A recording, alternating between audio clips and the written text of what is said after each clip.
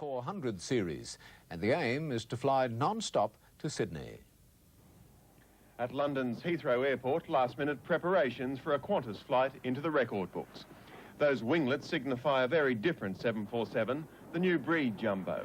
Technically far ahead of those in use at the moment, more luxurious for the passenger, and most importantly for today's record attempt, extraordinary fuel economy.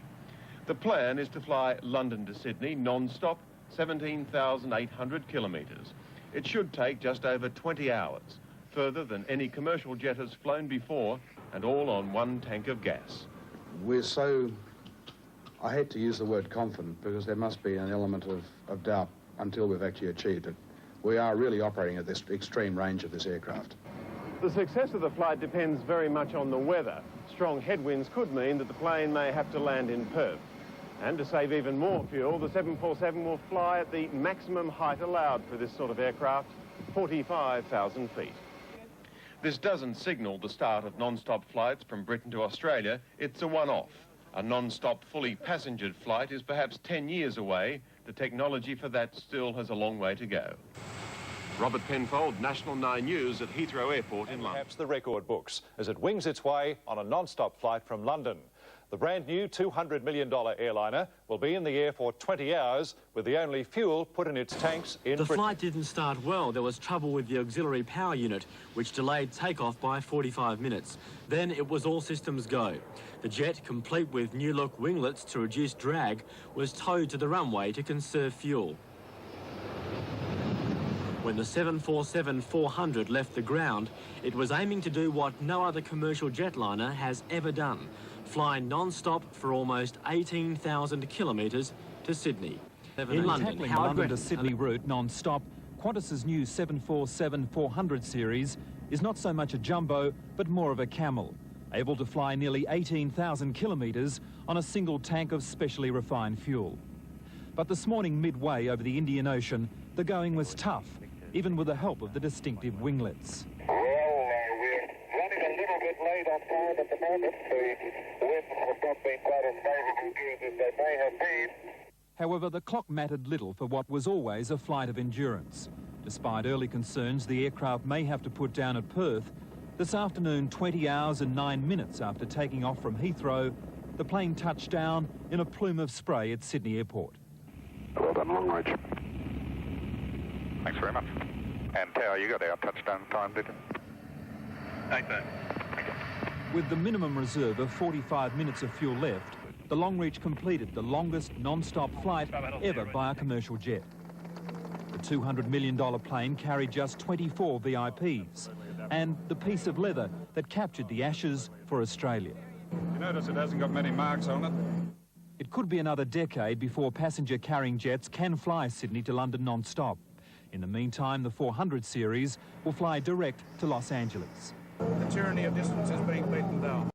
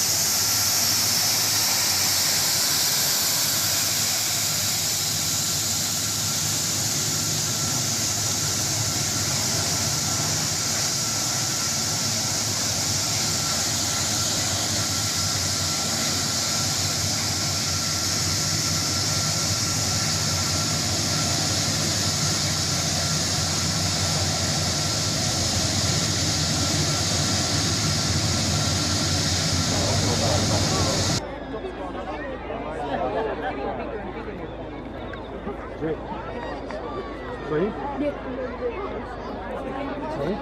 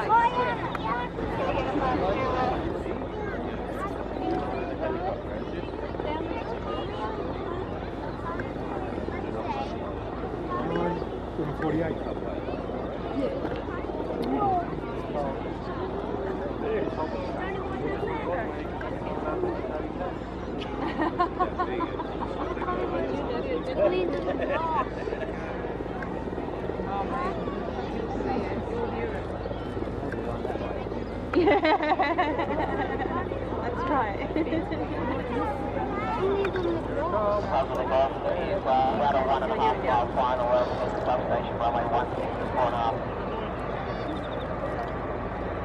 Touchdown.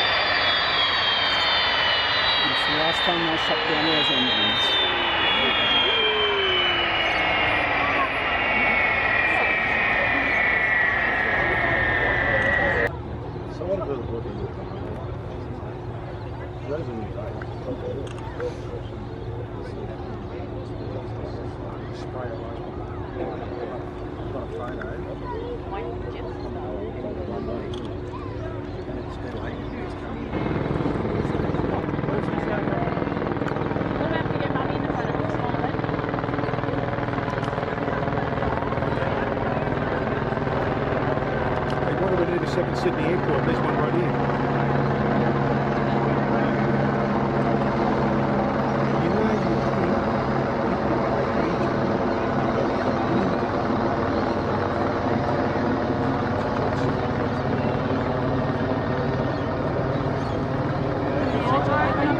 They're coming down there. They just get you got all your consultants, all your professionals, all your guys.